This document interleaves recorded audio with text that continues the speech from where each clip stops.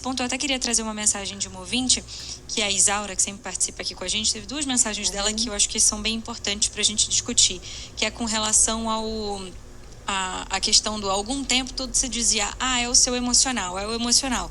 E ela falou, será que com isso a gente não corre o risco de deixar passar algo grave? E aí eu te pergunto isso, levando já em consideração aquilo que a gente já conversou aqui, que é importante passar por um profissional de saúde. Perfeito, sim.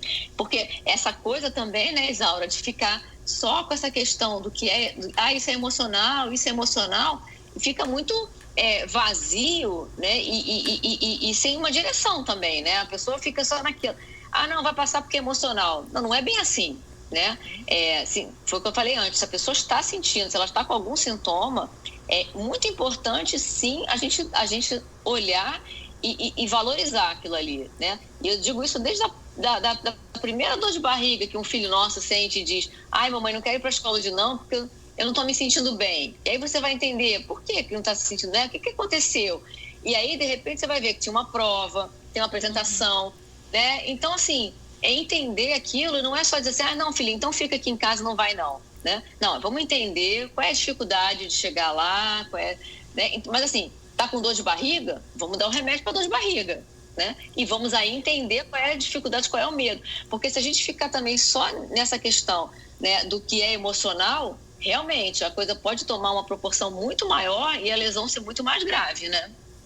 E isso pode atingir qualquer pessoa de qualquer idade, de qualquer classe social também. E aí é justamente nesse ponto que foi a outra mensagem da Isaura, que às vezes as pessoas podem não procurar o tratamento psicológico ou o tratamento psiquiátrico por uma questão financeira. E nesse ano de 2020, inclusive, eu acho que a questão financeira também se torna um fator muito determinante para isso, mas existe esse tratamento. Durante a pandemia, por exemplo, a gente viu vários psicólogos prestando esse serviço de forma gratuita e, inclusive, a gente precisa, eu acho que até tem um ponto desse que você falou agora, que é esse conversar e entender. Se você não tem condições de ter o acompanhamento psicológico nesse momento, conseguir conversar com alguém já é um grande passo, né? Sim, com certeza, né? Porque quanto mais você deixa de falar, né, mas isso vai ficando maior dentro de você, né? Algo que começa pequenininho, quando você vê, tá grandioso, né? E quando você consegue falar, externalizar isso, você consegue canalizar isso para uma outra via, né? De não ficar só dentro de você. Muitas vezes você olha uma pessoa e fala assim, aquela pessoa tão tranquila, tão calma, e dentro dela tá uma bomba relógio, né? Quantas pessoas você vê assim, né?